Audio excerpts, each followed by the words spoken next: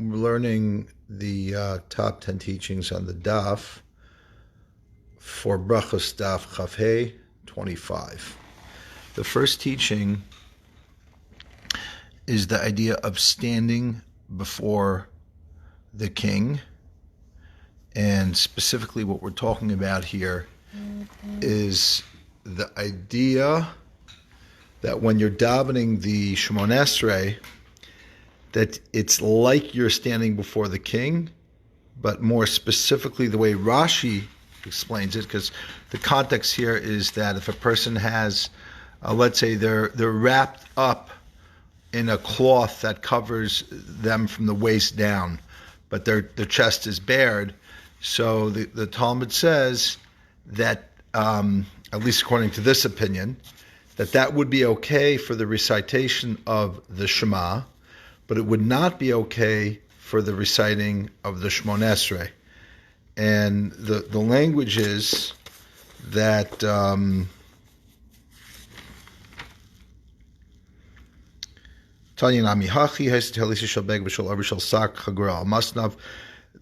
Brisa teaches that if there was a person who had a garment wrapped around his waist that covering himself from there and downward, mutar likros kriya shema, he would be permitted to recite the Shema.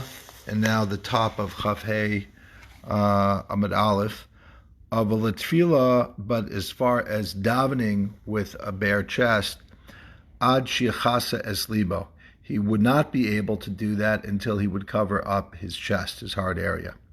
The Rashi says something very interesting here. Rashi on the top of the page says, Aval Tefila tzarech hu laharos etz atzmo.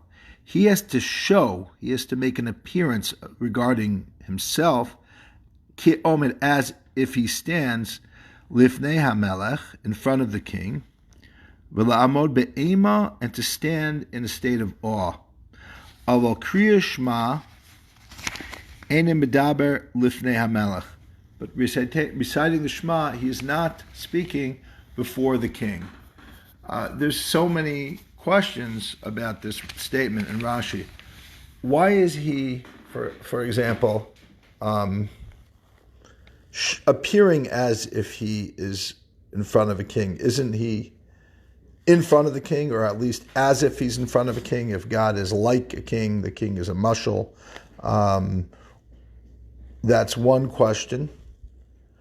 A second question is, let's say the person put on a tank top, so their chest is covered, but their stomach is showing, right? They're not really proper. That still doesn't make them properly dressed to address a king. So that's a second question. A third question is, the most basic and obvious question, is why is reciting the Shema not like being in front of the king? Why is the Shema a step down for the Shemon Esrei, especially since we hold, by and large, that the reciting of the Shema is biblical? I say by and large, there are some other opinions, but by and large, we hold that it's biblical, that recitation. And the prayer we hold to be rabbinic, meaning you could potentially be fulfilling a biblical commandment when you pray, but not necessarily, meaning it depends on various factors as outlined by Maimonides and Nachmanides in their debate whether there's a biblical requirement to pray daily. They both agree there's no requirement to pray 2 or 3 times a day with a nusach Teffila. That was a rabbinic construct of the way we pray, based on biblical concepts, true, but not actually biblically required.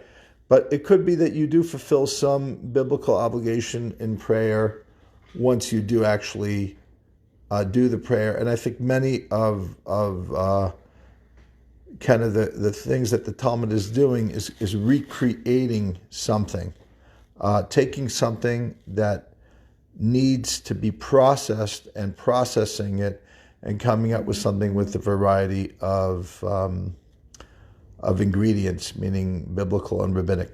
But let's get back to this Rashi, and I have those 3 questions on Rashi. I may not answer all 3. Let me just say this, that you can pledge, the Shema is a pledge of allegiance. It's a declaration that there is one God. And there's a parallel question to the question I asked on Rashi in Chassidut that explains that the reciting of the Shema versus the Shemona Esrei is a lower spiritual state on the one hand than the reciting of the Shemona Esrei, which is a higher spiritual state. And the question is the same, which is, if it's biblically mandated that you are to recite the Shema, but not biblically mandated to recite the Shemona Esrei, it's counterintuitive to say that the Shemona Esrei is on a higher level than the Shema. Yet it is. So again, we'd have a precedence for that Kabbalistic concept in the Talmud. I don't really want to get into the details of the Hasidic Kabbalistic answer to the question, which basically says it's in a lower world, but it's in a higher, it's a more intimate element of that lower world than a more exterior form of the outer world. It's not necessary for this. But what I will say is that the Shema is a series of declarations according to the Talmud, starting with Kabbalas al Malchus Shemayim, the acceptance of the divine oneness and what that requires of us, that moves from just the awareness of that there is one God and no other God, to the idea of Kabbalas al Mitzvos, the accepting of the mitzvos, and a series of different elements of that, Talmud Torah, the mitzvah of Talmud Torah, the mitzvah of Avas Hashem, of loving God, being in an emotionally deep relationship with God, and so on and so forth, that the variety of things that the Shema expresses in each chapter adds on certain elements. So could it be that, in a sense, in a kind of like brisker way, that there's some element in the Shema which is more like learning Torah, meaning the idea of the reciting of the Shema as a biblical mitzvah to be said every evening and every morning is based on the verse that's really, in a sense, on a literal level, talking about the Torah, like should be studied every morning and every evening and every morning. And therefore, what's the Torah? The Torah isn't just ideas or laws or faith. It's all of the above. It's faith, it's ideas, it's a relationship with God, and the mitzvot. So in a sense, it's not about standing before God in an audience. It's about taking the principles of the Torah and studying them. Well, you don't literally, and therefore there's something that's familiar with it. It reminds me of another story in the Talmud where Choni, I believe it's Choni, or one of the, gets his prayers answered, and the wife of the Nasiya, the prince, says to her husband, "Why is it that this guy is greater than you? He gets his prayers answered and you don't?"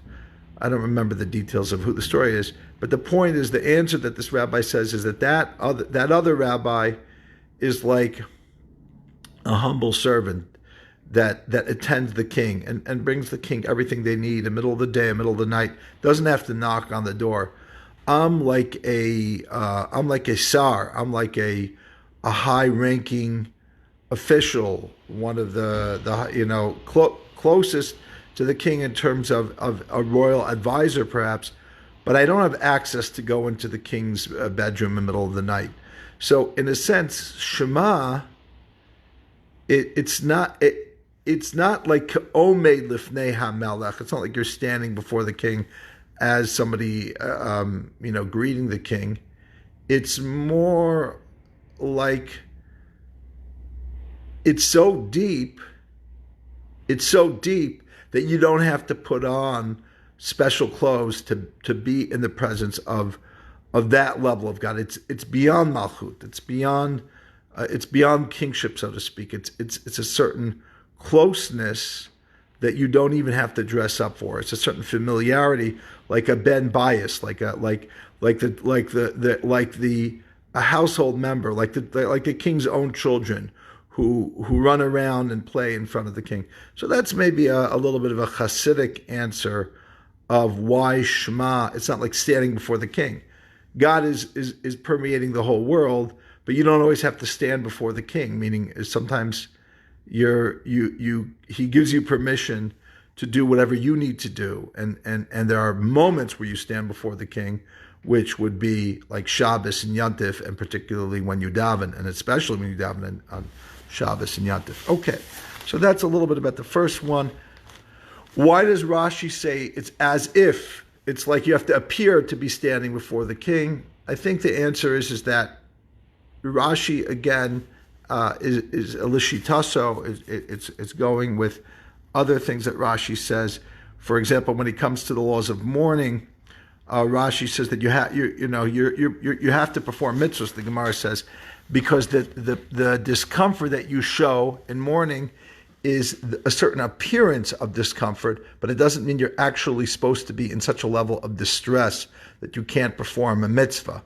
In other words, there's certain outwardly things. That doesn't mean that you don't have any feeling of mourning. Of course, the mourner has a feeling of mourning, but it's not required to be on the intense level where they literally are so in pain and anguish that they can't do a mitzvah. So similarly here, Rashi Lishitaso is saying, we are interested in a person appearing to be before the king that may or may not lead them to actually be in the presence of the king. If they don't appear, if they don't look like they're in the presence of the king, then we are concerned that they won't consciously be able to even have a chance of getting to that psychological state and spiritual state of being in the presence of the king. Again, that's for Shmon Esrei, and as I mentioned, the Shema is different. The Shema is specifically about it's about where you are. It's not about God where He is. It's the God that's everywhere rather than the God, so to speak, in the Holy of Holies. It's the God that's in your home, when you travel, when you lie down, and when you get up. On the other hand, the Amidah is more of like a service in the Beit HaMikdash, requires a certain level of sanctity. That they're different. They're different in a sense. The two parallel relationships with God. One is Maloch Halaretz Kvodo. One is the God is permeating all of the world, and the other is that I am a Kvodo. Where is it that God is, so to speak? He's removed from the ordinary. Kadosh, Kadosh. God is above and holy and hallowed. Where is He? He's in the sanctity of the Beit HaMikdash. He's in the sanctity of the Tefillah, which you have to remove yourself from certain worldly things. So that's a hakdama for some of the other issues that are going to be the differences between, for example, Tefillah and the Shema. Okay, we go on to number 2 in the top 10 teachings of Daf Chaf Hei and Brachot. Number 2 is amazing. I mentioned at the end of my last shir on the Gemara that I'm going to talk about this in this shir. That is the idea of prayer. Two ways of looking at prayer. One as primarily coming from the soul, spirit, and in Western words, the mind and the mouth.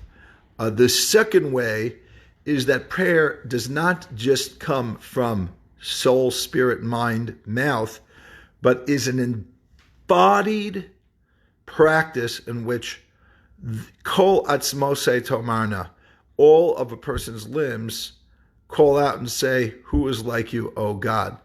Interestingly enough, we find that there are two ways of praying. People who pray with their mouths, and for example, probably many Christians, are praying like that. And then there are people, Eastern people, who pray in different forms, including embodied forms like yoga and things like that. Judaism has increasingly become influenced, arguably, by our Christian neighbors, and Jewish prayer has become prayer as opposed to what it originally was, which was avodah. Avodah doesn't mean prayer. It means work. It means service. The service doesn't just mean you sign up for some good deed to do. That's not necessarily Teffila, but Teffila has to do with a replacement on the one hand of the temple service, which was an embodied form. A sacrifice is an embodied form of the psychology of giving up one's life to God, which doesn't mean that literally one had to give up one's life to God. What it really meant is one had to give up their animalistic will, at least momentarily, and include it in the divine fire of the altar that supposedly came down from heaven. At least it did when we were on the level, and consumed the offering. That idea is that we are not just praying with our mouths or with our minds, but the goal of the prayer is to infiltrate our very bodies, to take our bodies and refine them, and take the very physical tempting kind of elements of desire, jealousy, rage, and include those and sanctify them, work on them. Eis edelen is a Yiddish word for creating more positivity in our bad character traits, realigning them, sublimating them, to use a psychological term, both by figuring out, and again, this is one of the biggest, hardest things to do in the world, because we have addictive personalities. We want to do what we want to do, and it's almost as if we feel like compelled to do something we don't. Maybe we don't want to do it, but we're compelled to do it. And the davening is, in a way, in the place of the karban, in the place of the offering. So let's take a look at the Gemara, what the Gemara says on this. So the context of the Gemara, because I'm getting all kind of a little bit removed from the actual text, getting pontificating here. So let's come back to the actual text. Let's very grounded, the text. It's the last line here. It says, Soa absara oyado menechas bebeis hakisei. If the person has a little bit of excrement on their body, I'm going to learn that it's not that much, and it doesn't really smell, and it's covered, meaning it's not like visible. Or I'm going to again explain in this line like Rashi, the person's hand is in the bathroom, meaning the person is outside of the bathroom, and there's a door that has or a wall with a hole in it, and the person is sticking their hand through the hole.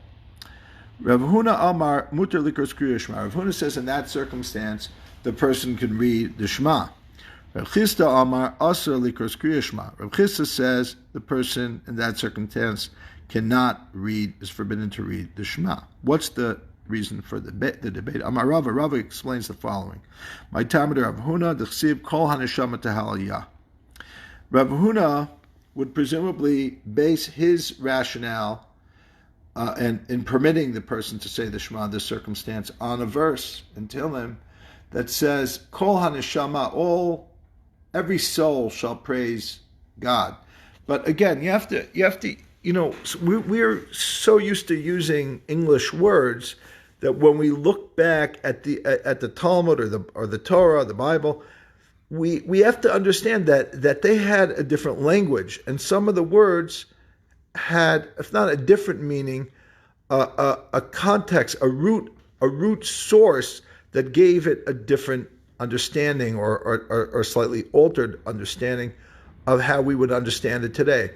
The word for neshama, what we translate as soul, also comes from the word neshima, which means breath, because soul and breath are inexorably connected. We just learned last week, for example, that one rabbi, his favorite teaching in all of the Talmud was that when a person sneezes, during the Shmona Esrei, God is happy and God will do their will. Which, what is that about a sneezing? And we're saying, the rabbi had an allergy, so he used to feel guilty about sneezing during the Shmona Esrei. That was one explanation. Another explanation is, when you sneeze, we say Gesundheit, we say God bless you. The reason is because according to the rabbis, a medrash, in the ancient times when a person would sneeze, that was the end. They would die. So therefore, when a person sneezes today, we say in good health, Gesundheit, meaning now sneezing is maybe even healthy. I don't know if that's true or not, but I'm not a doctor. But in the ancient times, it could have been the last breath they took. Why? Think of it. If a person is born, their soul is blown into them, like it says in the creation story. It says that God blew the breath of life into Adam. How would it then leave a person? It would presumably leave the same way, through a big blowout of breath, a sneeze, in which the soul, spirit, breath would literally leave the body. So in that sense, breath and spirit are inexorably connected to one another. Okay, there's so many things to talk about in that area, but let's just say, for argument's sake, that today in the Western world, when we often say soul, we essentially mean the higher levels of consciousness, the moral self. We might mean spiritual levels that are even above just intelligence, IQ, but we often mean the good IQ, the IQ that's used not just to make money or to get one's way in the world, but to do really what's right and just and kind, based in for our conversation on principles found in the Torah. Okay, so if it's called hanishama, it means as long as the place of the mouth, the face of the person, is not in the bathroom, right? Okay, it doesn't matter where their hand is. We go after their mouth. We go after their breathing. We go after their head, so to speak. However, the other opinion, that's Rav Huna. Rav Chisda, who disagrees, would say the following. Rav Chisda Amar Asur Likros Kriya Shema. He would say, if your hand is in the bathroom, even though you're outside the bathroom, your hand's through that hole, you're forbidden from reading the Shema. My time at Rav Chisda, what would his rationale be? From a verse, Tichsiv Kol Atzmosei Tamarna Hashem Michamocha. The verse there says, all my limbs of my body say, God who is like you, meaning it's an embodied form of prayer. Good question. What do we do today to make sure that our prayers are not just from our mouths? What do we do in terms of ensuring that our bodies are involved in prayer and in mitzvot? And the answer is, very basically, without getting into every detail, the concept of the Taryag mitzvot, the 613 mitzvot, according to the Talmud and according to the Kabbalah even more, is really connected to every limb, organ, part of the body having a mitzvah that somehow rectifies, corrects, illuminates that part of the body.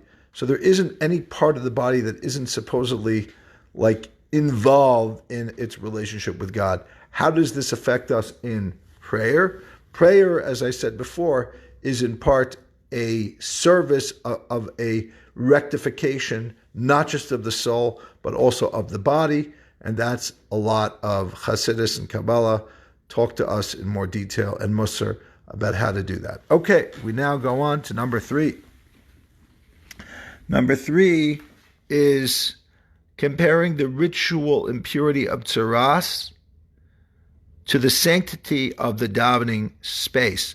Now, the context for this conversation is a question in the Gemara, which is the whole of this section is primarily based on a biblical text, which says the following. It's in Dvarim.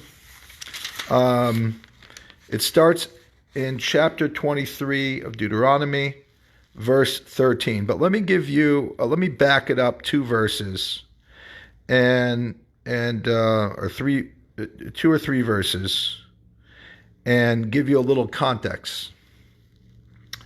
It says, when you camp against your enemies, you should guard yourself from any bad thing. If you have a man that isn't pure because of a mikra laila, something that happens at night to men, he should go out of the encampment, and he shouldn't be part of the encampment. Now, interestingly enough, one of the main preoccupations that we've been talking about is about the laws of a Balkari. So presumably the Balkari, even though it's a takana of Ezra that we no longer accept as binding, it's based on the fact that the Bible talks about some impurity, even though we don't have, by and large, the practice of this ritual purity law for today. For some reason, Ezra wanted to keep some semblance of it in some way, even, I guess in his day, by the way, they did keep it if you were a Cohen or an Israelite who wanted to partake in eating certain foods of the Beit HaMikdash that were accessible to non-Kohanim. So, but he wanted to extend it in terms of Talmud Torah and Tefila as well, as discussed in the Gemara. There's obviously a lot to say about that, and I'm not going to get into that. But that's a little bit of the context. And then it says, "Vayiliftos erev yirchatz b'mayim." It'll be towards the evening, and the person will wash himself in water, which presumably doesn't just mean a shower; it means a mikvah. And when the sun sets, he'll come into the camp. Remember, already starting from Daf Beis, we use this idea of ritual purity in terms of the evening, the time we're reciting the evening shema. So there's certain parallels here that themes that are coming up again and again. And now here's what's more relevant, verse 13. You should have a designated place, like the equivalent of what we would call an outhouse, but again, it might have not been that official, but it was designated, where people would go and they would take care of their needs there. But it would be outside of the encampment. And then the next verse says, "V'yaseid tielcha al azanecha v'haya b'shitcha chutz v'chavartava v'shavta v'chasisa seisecha." The people, presumably the people who were in the army, that category, that age category, would have amongst their utensils, in addition to whatever weapons they would carry, they'd have a special shovel. What was the purpose of the shovel? That when they would take care of their needs, they would cover up whatever they did, their excrements, with that shovel. And then, okay, the next verse says, Ki Hashem Elokecha mishalach b'ker machanecha, because the Lord your God is going in the midst of your camp, lahatzilcha v'lasses of oivecha lefanecha, to save you and to deliver your enemies from before you. V'hay machanecha kadosh, and your camp shall be holy. V'lo yira b'cha ervas davar v'shav me'acharecha, and you shall not see either a shameful thing or something that is like a naked thing or a disgust. We're not sure what it is. And if you do, you turn away from it and that you don't see it. So right away we have here a number of teachings that are relevant to the end of a little bit of what we were learning on the daf before this in 24, and a lot in what we were learning on 23, and again a lot of what we're learning on 25. So you have this concept of creating kind of a space, a separate space for these things, because your camp should be holy. Now, why is your camp holy? Because God is in your midst. That's a very powerful part of the Torah. One of the most important parts is this idea of God is in your midst. And the way God is in your midst is in a number of ways. So, for example, the most obvious way is that within the camp, this most central to the camp, is the Makom HaMishkan, the place of the sanctuary. But there are other things as well. So, for example, certain people who have certain ritual impurities that we're going to learn about, one of them being the person that has Tzaras, the Torah tells us regarding somebody who has Tzaras that the Torah tells us in Vayikra, in Leviticus 13, verse 15. My eyes are not good. I need better glasses. I need glasses. Kol yimei asher hanega bo yitma tameh. All as long as that illness, that ailment of the tzaras, is on them, the person is impure. Tamehu badad yashav yashev mechutz l'machane mashava. That person is impure, and they have to remain segregated, separated, and sit in solitude or aloneness. And another verse says,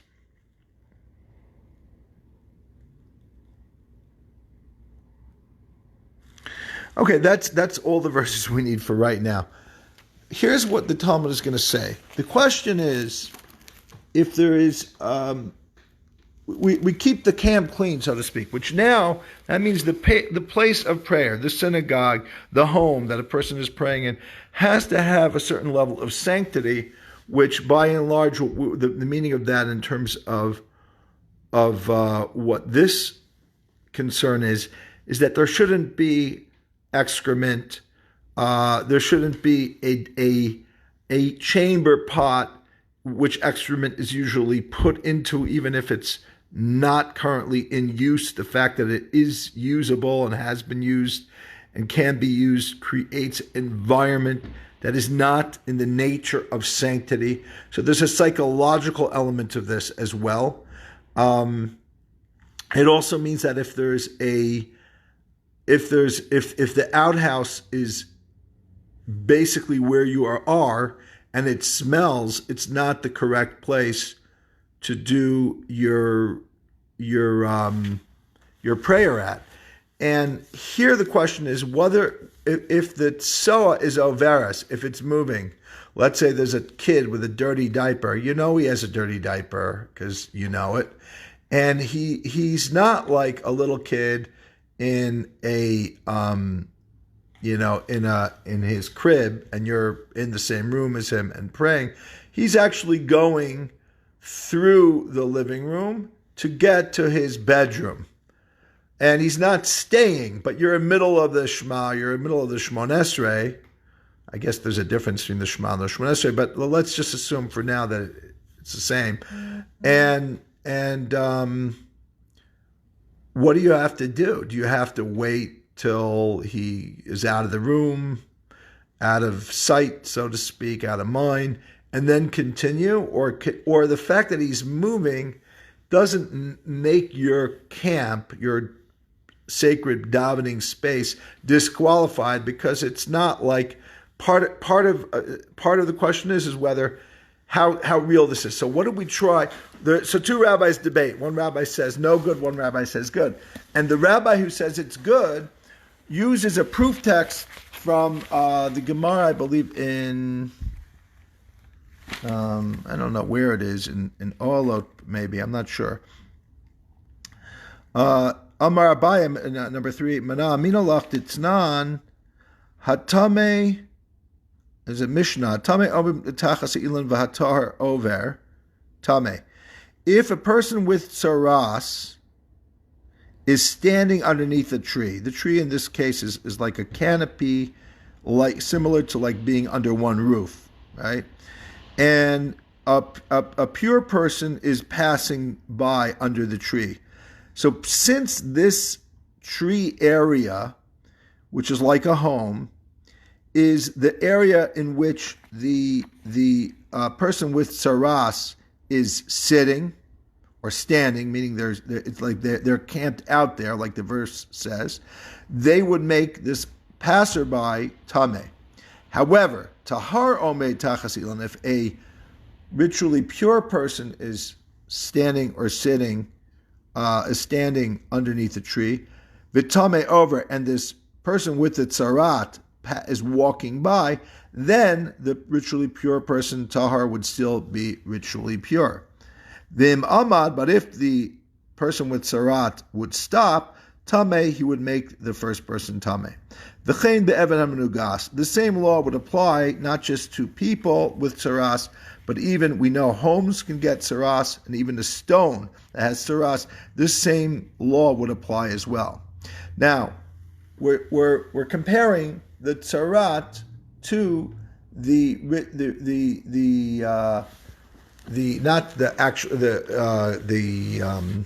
tsoa, the excrement is not tameh. It's just disgusting. It's just not appropriate for creating a sanctified space. Not because it's tameh, because it's disgusting.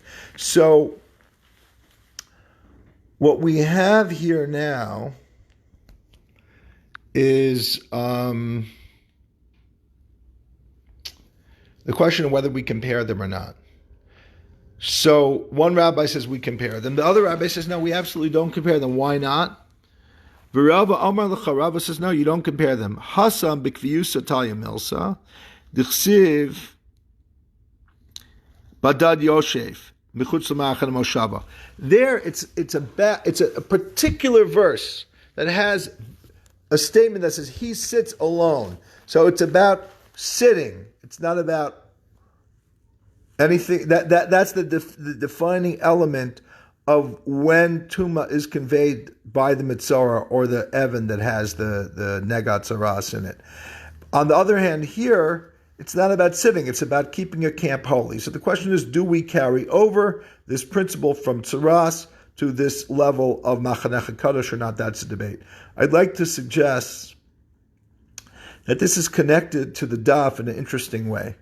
Part of what the daf is relating to us is being present, means not being distracted by something that disturbs you, right? For example, I know in my life that if something smells putrid or if, something really, really bad, especially something like a dirty diaper, it's not conducive to feeling that you're going to be in the right place to be able to pray. It just doesn't feel like the right thing. On the other hand, there's another type of problem. There's social problems with people. What's one of the main social problems? We say that there's a number of reasons why it's a spiritual malady. It's not, tzarat is not leprosy. It's something else. We don't really know what it is. But it doesn't come in a clear way, but we all know there's a famous medrash that says it comes because of Lashon Hara. The truth is there's a medrash that gives a lot of different things that could cause tzarat on a spiritual level, including arrogance and many other things. But I'd like to suggest the following, that what's wrong with somebody who's a Baal Lashon Hara, a master of a gossip monger, is they create a division between people. They create challenges. And a lot of this daf is dealing with the challenges between where you are and what you're doing and other people around you and other natural needs that come into conflict with spiritual needs. So in this case of the Eved HaMenugas, or the person with tzarat, what's the tikkun of what they did wrong is badad yashev. They have to sit alone. Why?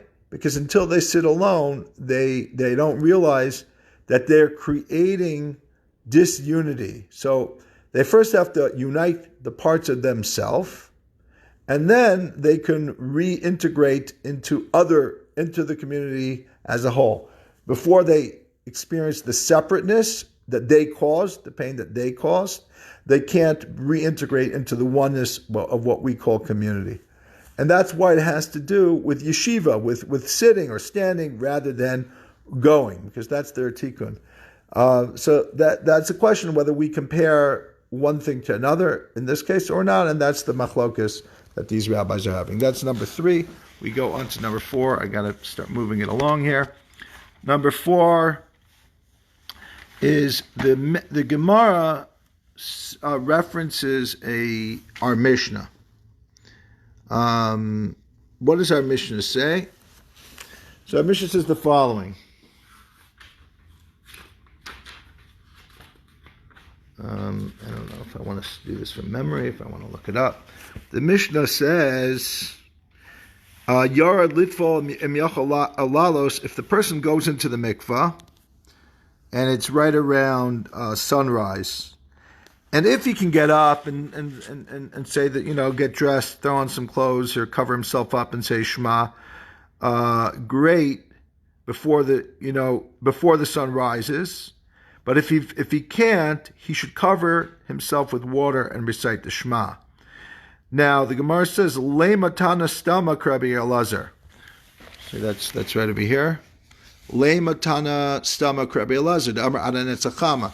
Remember earlier there was a three-way. There was a discussion about when you could recite the shema until. Rabbi Elazar was of the opinion that you can only recite the shema till the sun rises. Afterwards, it would be too late.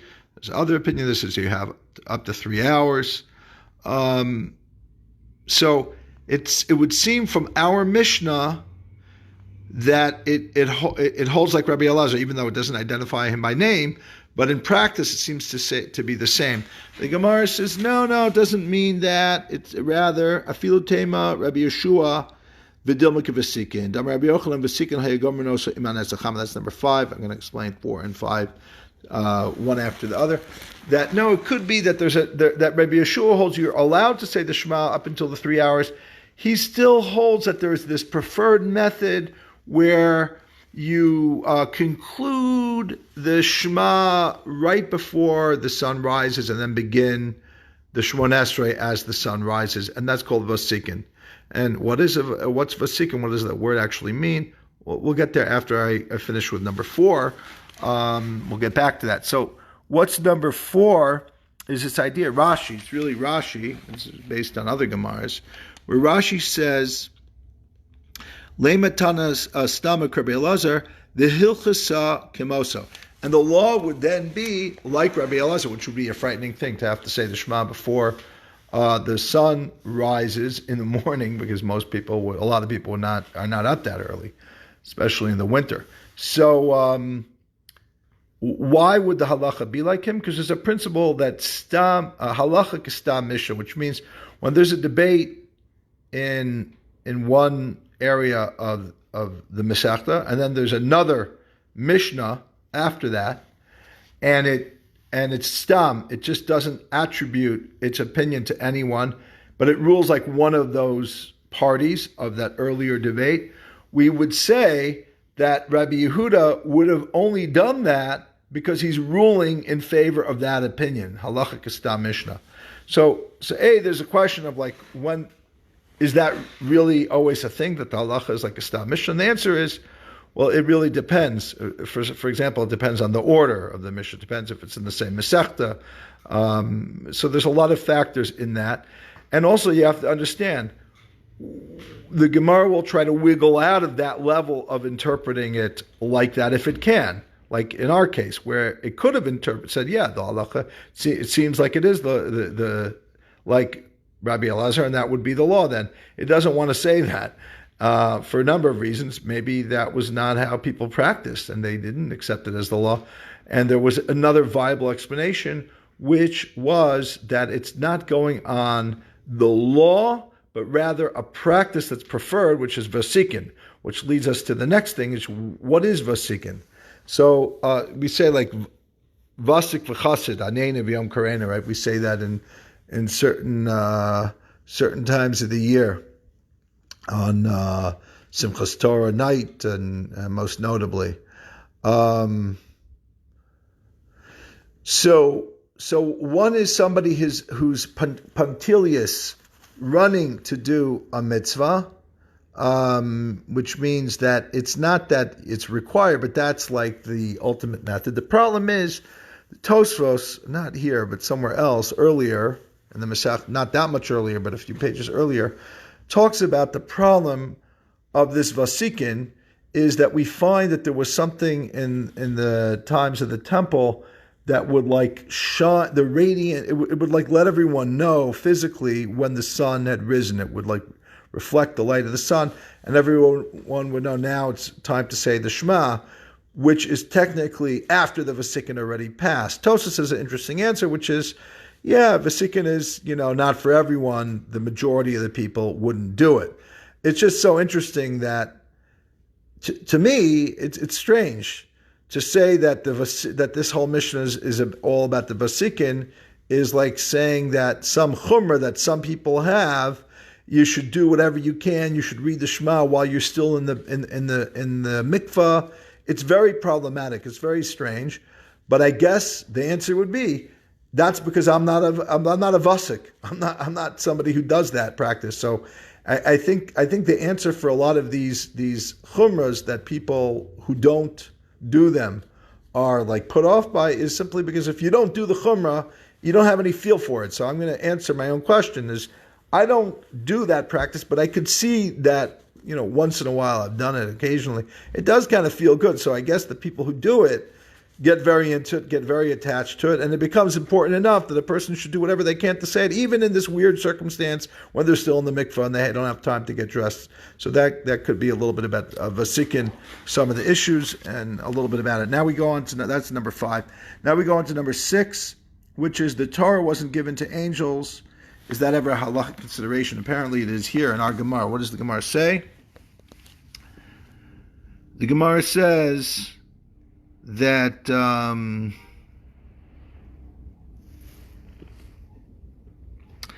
it's a question about, we were first talking about libo roa esa erva, right? And there's a debate about that for shema.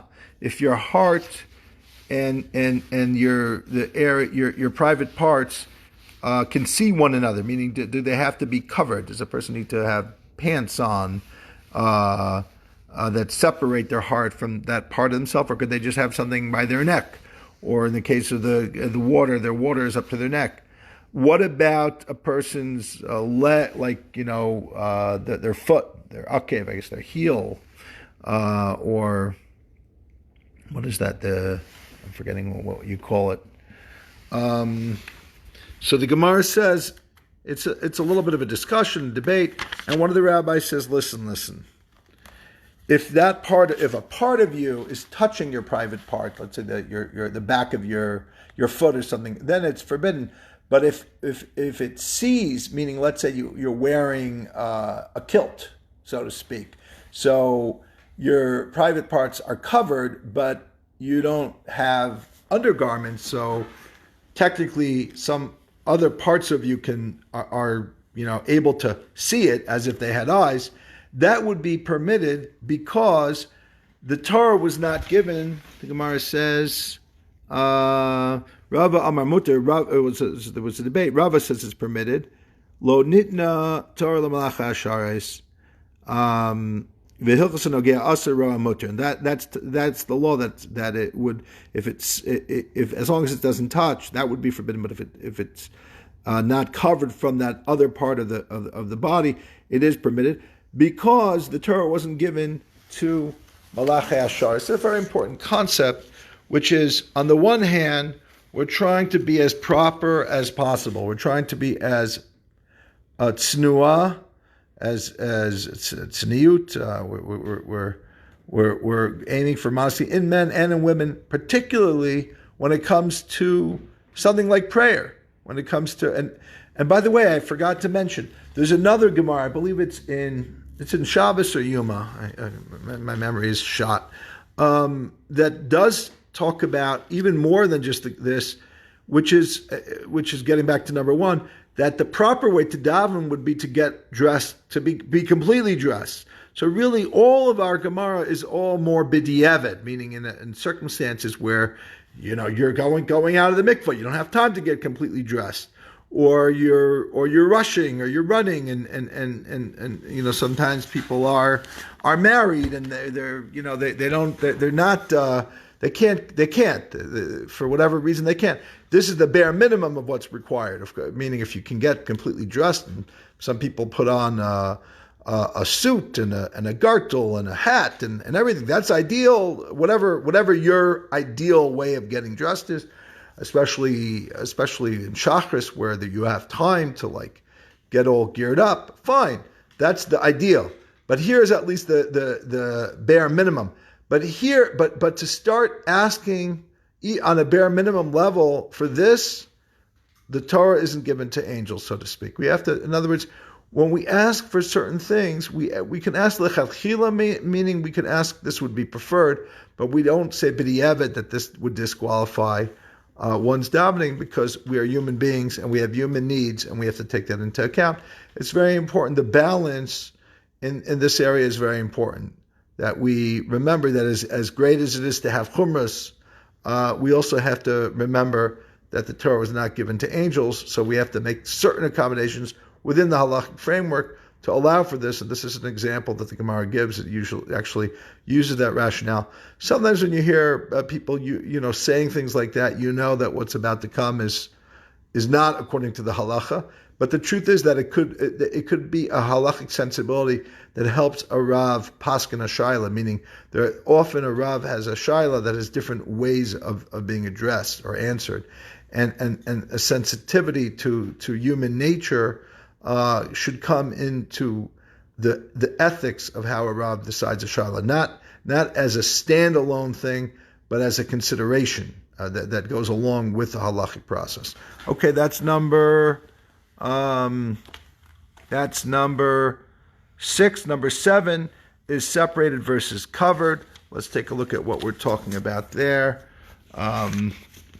That's talking about that when it comes to excrement, it's okay if it's covered by something like glass that you could see it, but when it comes to somebody's naked body, it doesn't matter if it's covered by glass. So let's say somebody is sleeping without clothes on or up without clothes on, and you can see them, but there's a glass partition between you.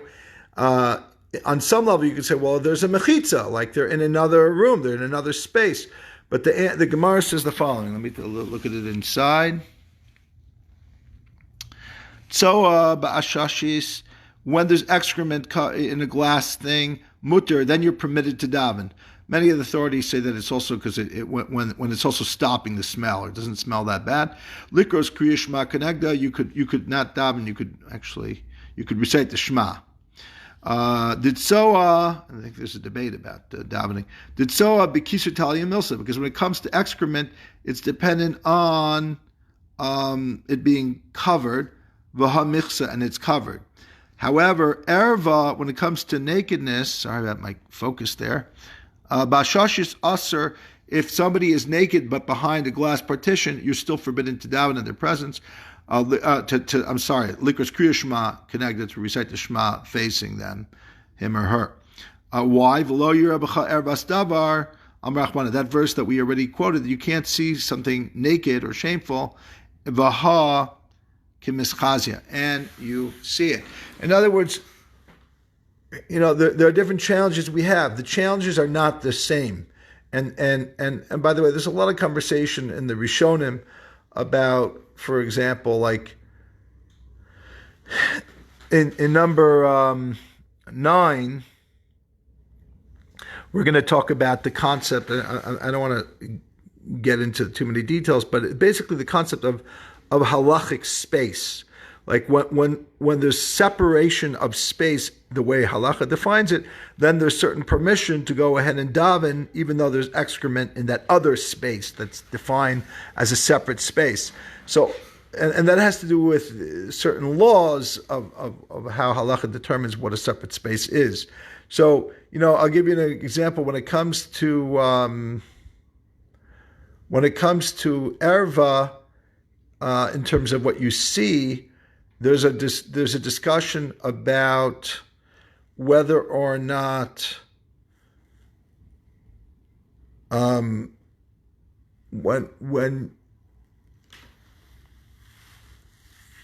you see somebody without clothes on, is it enough just to close your eyes?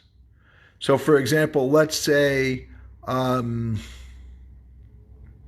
don't know, you're at Woodstock and there's people running around naked, and so the simple answer would be, well, no, you can't daven when there's people running around naked. But there would be a question of, let's say, okay, what if there's a mechitza that's glass? Still couldn't. If there was a mechitza that was actual separating you from them, so then you could, provided that you couldn't see them. The question would be, what if you could see them, but you willfully close your eyes? I know a lot of people have a shiloh when they're in the airport or in an airplane, and they say, they're strict in their interpretation of what it means, like a tefach be'isha erva or something like that, or the shok be'isha erva and all that stuff, or ser be'isha erva, and they don't know what to do. Should they daven? First of all, they shouldn't daven as a minion on the plane, because that has a lot of halachic issues. But the answer might be that they can simply just look at the sitter. Who's asking to be looking around? Or if you find that you can't look at the sitter, just close your eyes, and that won't be a shaila. It's not so much an issue of a mechitza. You don't need a mechitza when you're davening in a place that's not a makom tefila, but it might still be an issue of erva. Literally, if you're at Woodstock and people are running around naked, you'd have an issue with davening in a place like that. It'd be a shaila whether you could just close your eyes or not. Okay, let's go on to number 8, which is a statement that Rashi finds no collaboration for, but other of the Gaonim find a collaboration for it in Eruvin 22. What is that? Number 8, the Gemara is talking about a case which is, there's a contradiction between two Brachos, and in terms of who says what. Rabbi Shimon ben Elazar versus Rabbi Shimon ben Gamliel. Okay, I see David made a comment before I go on. So when we immerse in joy and fall back into nature, what about the smell of decay and animal excrement? So that's a very good question. And it seems like that's a machlokus in the Gemara about animal excrement. Let me go back and find it for David. David, I don't know if you're still listening. I think you are. And the Gemara basically says that, I'll read it for you. I'm taking a little break from the top 10 to respond to David's question. The Gemara says, Lo yikr keneged tzos adam, velo keneged tzos kalavim. Specifically, human excrement or dog excrement, velo keneged tzos chazirim, or pigs, or tarnagolim, or chickens, or tzos ashba, or like a garbage. I think the Vilna Gaon says it's just ashba. It doesn't even have to be tzos ashba. Shirecha, that smells bad. Okay, so the answer to your question, David, would be according to that opinion, which we follow. There's an even more lenient opinion that says that actually we follow the more lenient opinion that says Lo yikra adam kriya shema lo keneged tzos adam lo keneged tzos chazirim lo keneged tzos kalavim bisman shinasan oros l'sochan. That when it comes to those particular animals, that their excrement doesn't forbid you to read the Shema unless you're using them to work on a hide. So basically, the answer to your question, David, is that the decay in nature and animals in nature would not stop you from davening in their presence. I believe that would be the halacha. Definitely for Shema, and definitely as long as they didn't really smell really, really bad, there's nothing wrong with them in terms of this. If they smelled really bad, there might be room for leniency. There would be better to be machmer, but definitely it seems here that it's not considered to be halachically so problematic. A deer or raccoon or squirrel's excrement is not really what the Torah is talking about. It's talking about human excrement, and some opinions add a few other animals like dogs and pigs. But other wild animals are not included in the prohibition. That would be the simple explanation. We could anyway. Let's see what else. Will we be able to daven amongst nakedness after Mashiach? David's asking some really good questions.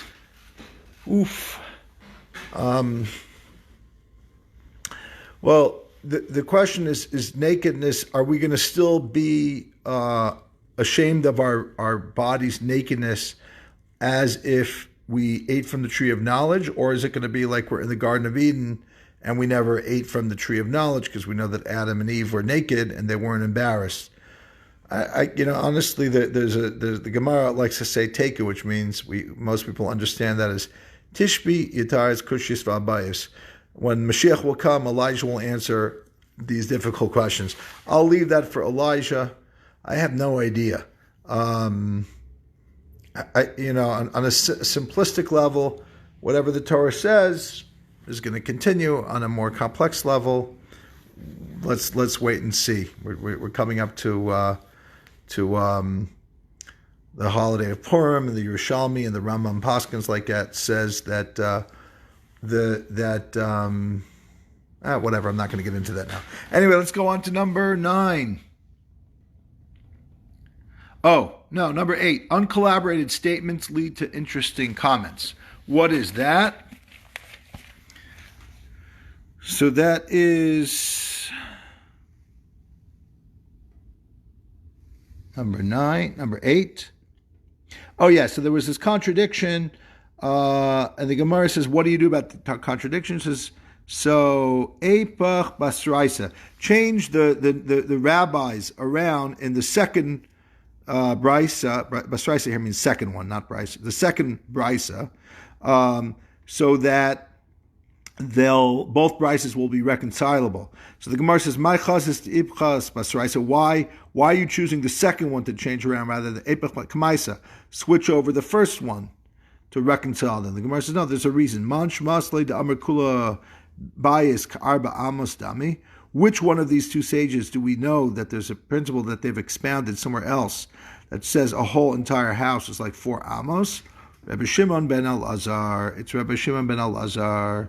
Now it doesn't quote where he doesn't quote it. What does Rashi say? Rashi says that man shmasle lo yadaiti heichan hi. Rashi says, I don't know where this is. Actually, Rashi doesn't say it's nowhere. He just says, I don't know where it is. So comes some other rabbis and say, it's a Gemara in eruvin 22 that talks about a large area. There are some concerns that if an area is too big, even if it's enclosed, it doesn't feel like a private area. And this is doing with Shabbos, obviously. Not obviously, but that's what we're talking about.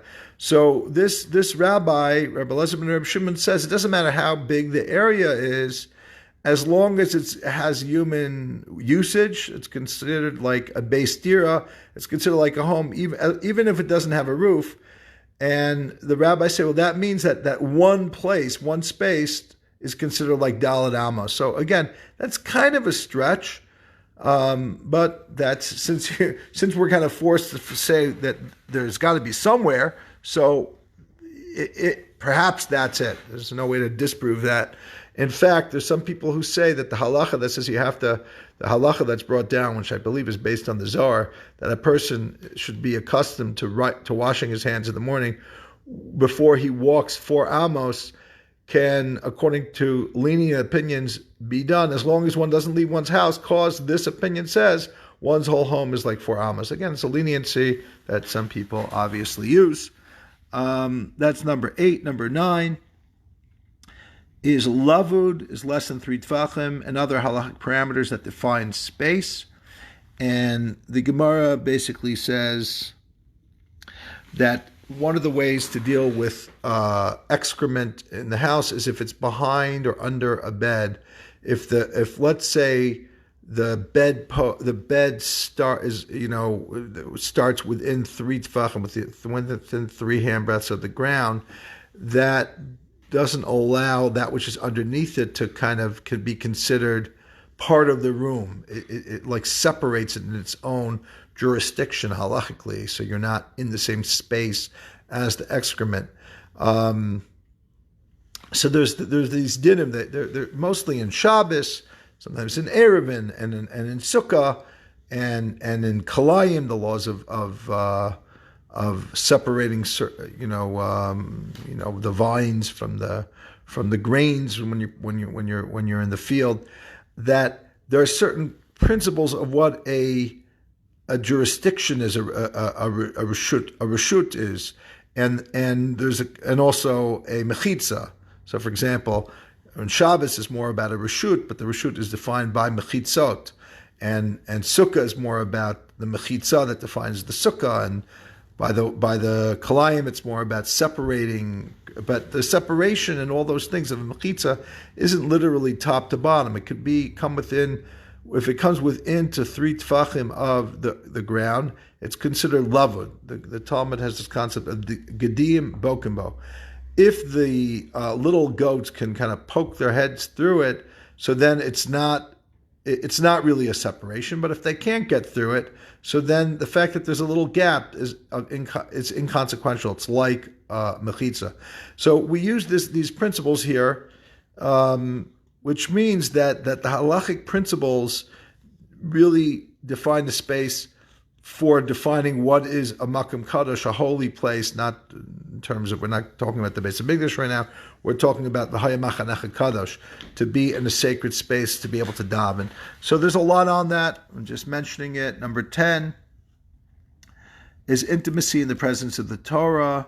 There's it's not a great story, it's kind of a interesting story here. So it says, Rab Acha Yasik LeLevrei Bei Rab Yitzchak Bar Shmuel Bar Marta. Rab Acha made a shidduch for his son with another rabbi. With another rabbi's family. Not another rabbi, he made a shidduch with the daughter of another rabbi. They got married, but he didn't consummate the marriage. Now, just like he organized the wedding and organized the shidduch, now he has to organize their sex life and make sure that he consummates the marriage. It's a little embarrassing. Also, Basre Liyune. So he went to check out the bridal room of his son to see what's amiss. What's the feng shui isn't working here. Something is not right. Chaza Sefer Torah de Mancha. He saw a Sefer Torah in the room that was like not even covered properly. Amar lahu ika hashta. If I didn't come and find out that there was a Torah in the room, my son would have been in jeopardy, in danger. Rashi says because, it's like sacrilegious to have sex in front of a Sefer Torah. He could have been spiritual. He could have been harmed, like punished. A lot of commentators don't like Rashi. First of all, maybe he didn't even know there was a Sefer Torah, or if he did know, he didn't know there was a prohibition. So why would he be such a severe punishment? There is one of the commentaries has a very interesting explanation. He says the following. He explains everything with this explanation. Why wasn't this young man able to consummate this marriage? Because he felt uncomfortable. It's not the girl. There was something wrong in the space that made him feel like I can't be with my wife in this place. He didn't know what it was. Perhaps he didn't know the law, or he didn't see the Torah. But whichever one it was, he didn't feel like he could. It didn't allow him to consummate the marriage. However, it could be that with time, because with time, he would have gotten closer to his wife and become more. He knew he was supposed to consummate the marriage and become more like, I don't want to use the word desperate because that's the opposite of what you want in terms of needing to consummate a marriage, but feeling more comfortable and less uncomfortable because of whatever it was that was bothering him. And he would have consummated the marriage, but he would have still felt guilty. In other words, what this whole daf is really about is two things pulling on a person: the body and the Torah, meaning the body and the soul, the dichotomy between them. And when they're put in a juxtaposed in a way that they can't be reconciled. And that's dangerous. So the answer to all these questions is, where do we put the Torah? How do we make our holy space? How do we make our bedroom? How do we create space for our intimate physical lives? And how do we create space for our outhouses, our bathrooms? And how do we create space for Kriya Shema, for Tefila. Each one of them has their right space. The simple answer is right time, right place, right thing. The more sophisticated answer is making sure that we don't really make them at loggerheads with one another, and we integrate the different parts of our life so that we have a machanecha kadosh, but we also have a place to go and the tools to do what we need to do that are important, so that we have all aspects of our lives that are integrated and ultimately kol asmosa tamarna shami chamocha. Thank you for watching.